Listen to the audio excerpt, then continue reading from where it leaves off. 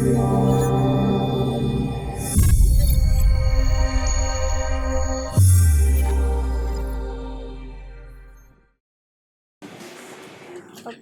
Hi, everyone. So, who among you here are familiar with Stoicism? Can I see a show of hands? Thank you. So, to those who are not familiar, let me introduce to you what Stoicism is all about. So, whenever we encounter setbacks and difficulties, what do we naturally feel? We feel despair creeping into our bodies, right? We naturally think of negative thoughts and we worry ourselves on things that we don't have control over.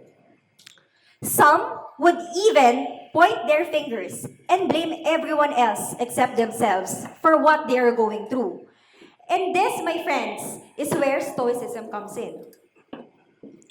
Stoicism is a philosophy that teaches us that resilience, fortitude, and developing self control can help you and I overcome whatever life throws at us. Back when I was still studying, I was exposed to different schools of thought like idealism, fatalism, existentialism, but it was Stoicism that I was really drawn to because it's practical and applicable in real life.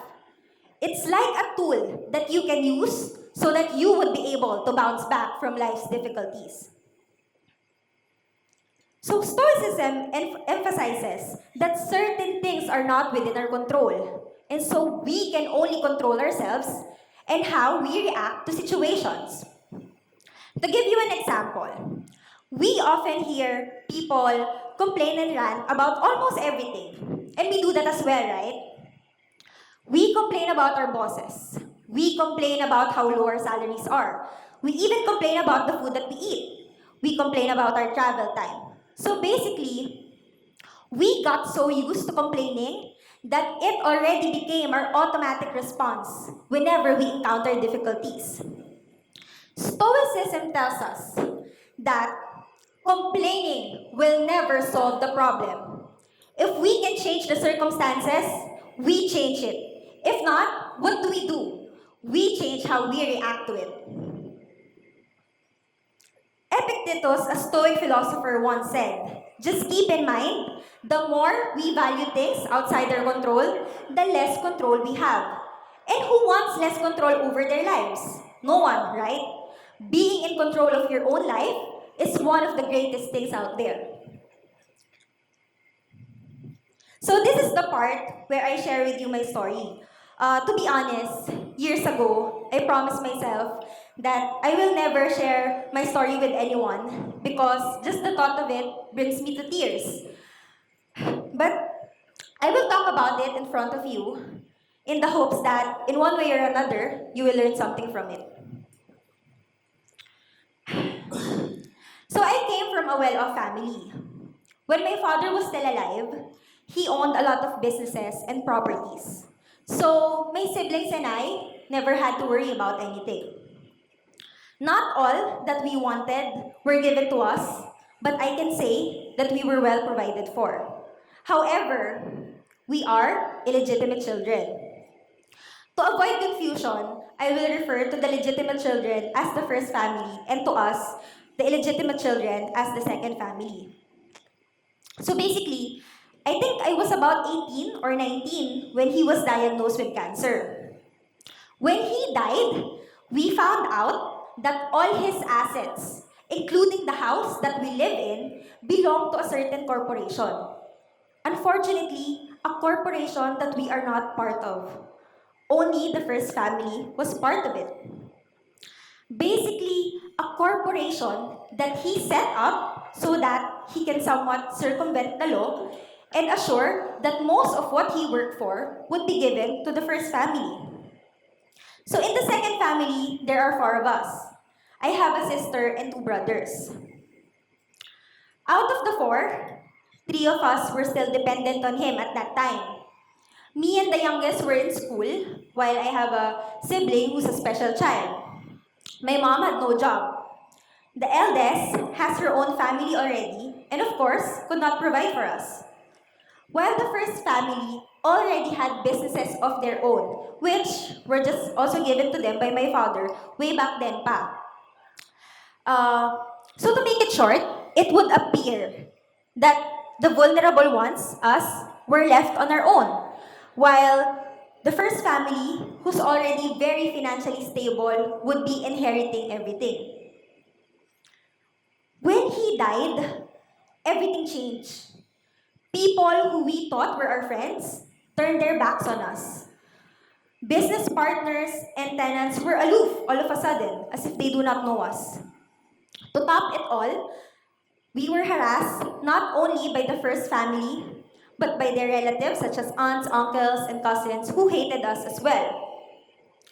To those of you who are thinking right now that probably he didn't know that he was gonna die, well, his battle with cancer was quite long, so he had time to prepare, but he chose not to.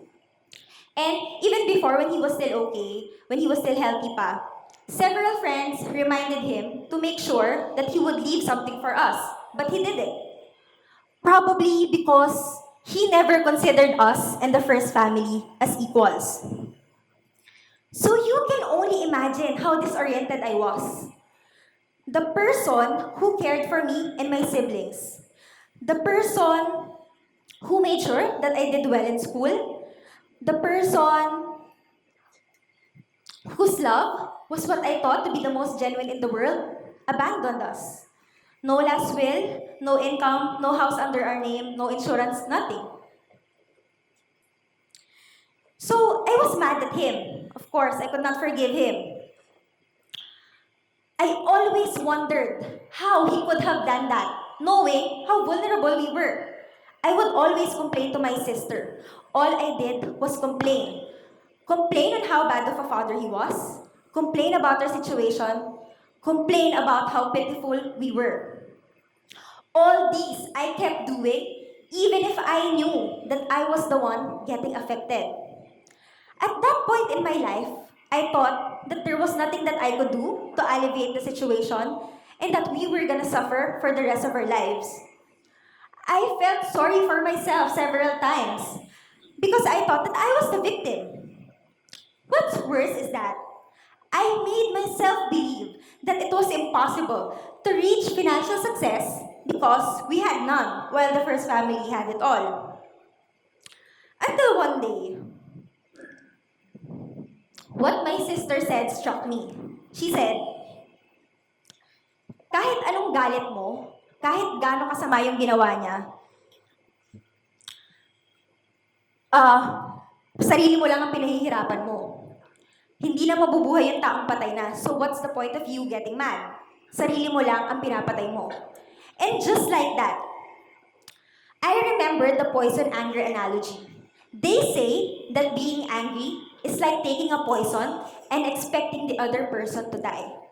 So, as I told you a while ago, back in college, I was in awe of Stoicism because of how it can be applied in real life. So, I was reminded of how Stoics respond to adversities. I realize that I do not always get my way, that external events are not within my control, and so I can only control how I respond to them. And this is when I started to develop the mental fortitude. I realized that instead of looking at adversities as something that hinder us, we can actually use it as fuel to reach our goals and make the most out of our lives. Because it all begins here. When there's a shift in mindset, you start taking action. And as we all know, action beats inaction. So the victim mentality gradually faded away. And that's precisely the reason why I am here in front of you.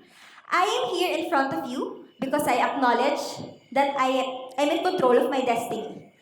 I am here in front of you because I acknowledge that I am responsible for whatever is happening in my life. Had I not believed that I was in control, I would have never attended Impact. I would have never met Kapitan Kidlat and met my mentor Sir Lance, to whom I'm very grateful for. Had I not believed that I was in control, I would have just wallowed in self-pity. And when I no longer felt that I was the victim, I started taking action. I felt scared a lot of times, yes. But I'm no coward. You know why? Because courage is not the absence of fear. Courage is when you feel fearful, but you are able to move past it. As a matter of fact, years ago, I filed for the partition of estate of my father. I wasn't sure of what the outcome would be since the first family had all the resources, but I did it. So after years of battling it out in court, finally, it's almost coming to an end now because both parties agreed to settle it amicably. And although what we will be getting is very small compared to what the first family is getting, I'm still grateful.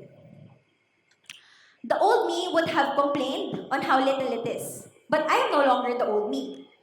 I have also developed the habit of being grateful for every good thing that happens to me, no matter how small it is.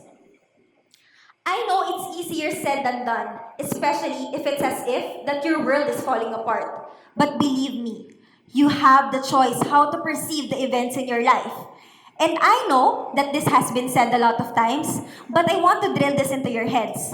What doesn't kill you only makes you stronger. So, as a matter of fact, I got a tattoo right here. Can you see it? It says Amor Fati. So, Amor Fati translates to love of one's faith. I had it tattooed as a reminder that I love my faith. I embrace my faith.